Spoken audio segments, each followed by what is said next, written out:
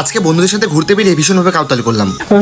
তোমরা তো জানো আমরা ঘুরতে গেলে আগে থেকে কোনো প্ল্যান থাকে না, সারাদিন বৃষ্টির মধ্যে বাড়িতেই শুয়েছিলাম, তাই এখন বৃষ্টি কমতে বেরিয়ে পড়লাম ঘুরতে যাওয়ার জন্য। এবার তোমরা শুধু দেখো আমরা কি কি করি। আমাদের না আছে যাওয়ার কোনো ঠিকানা, না কোনো কিছু, সারাদিন শুধু এইভাবে ঘুরেই যাবো। এরই মধ্যে দেখি রাস্তায় চাঁদা ধরছে, তাই এখানে চাঁদাটা দিয়ে আবার আমরা বেরিয়ে পড়লাম। এরপর এক চক্কর রঙ্গমঞ্চ ঘুরে আমরা চলে আসি রেল গেটের কাছে, কিন্তু এখানে এসে ঘটে গেল আরেক বিপদ। ভাই এই গেটটাই ঠিকঠাক ভাবে কাজ করছে না। যাই হোক তাই হোক করে গেটটা নামলো, আর এইদিকে আমাদের কাউতালি শুরু হয়ে গেল। আমরা একসাথে থাকবো, কাউতালি হবে না, এটা কখনো সম্ভবই না। দেখেছো আমরা কত বড় বোকা ছেলে। ট্রেনের জন্য আমরা দাঁড়িয়ে থাকলাম, আর ট্রেন যাওয়ার পর আমরা ওই পারে না গিয়ে এই পাশ দিয়ে চলে এলাম। মানে ভাবতে পারছো কি করছি আমরা। যাই হোক এরপর আমরা চলে এলাম ঢাকুরিয়া রাস্তায়। সত্যি বলছি এই রাস্তা আগে কখনো আসিনি, কিন্তু এখানে পরিবেশটা আমার ভীষণ সুন্দর লাগলো। এরপর পুরো বিকেল কাউতালি করার পর ফাইনালি একটা জায়গায় আমরা বসবো। সেই জন্য বন্ধু সাজেস্টে চলে এলাম আদিরা ক্যাফেতে। কি ভাবছি এখানে এসে আমাদের কাউতালি বন্ধ হবে? আরে না, আজকে আমরা এইসব করার জন্য বেরিয়েছি। এদিকে আমি একটু ক্যাফেটা দেখছিলাম, বেশ ভালো একটা অ্যাম্বিয়েন্স। এরপর আমাদের খাওয়া চলে এলো, কিন্তু এটা নামই তো আমি জানি না। চলো নাম জেনে আর কি হবে, খাওয়ার দরকার খাই। এটা দেখতে যতটা সুন্দর খেতেও বেশ ভালো। এরপর আরো একটা জিনিস অর্ডার করা হলো, কিন্তু কোনোটারই আমি নাম বলতে পারবো না। এদিকে এই খাবারের টেস্ট আমার অতটাও ভালো লাগলো না। যাই হোক অনেক মজা হলো, অনেক আড্ডা হলো। এবার যে যার বাড়ি ফিরে যাই।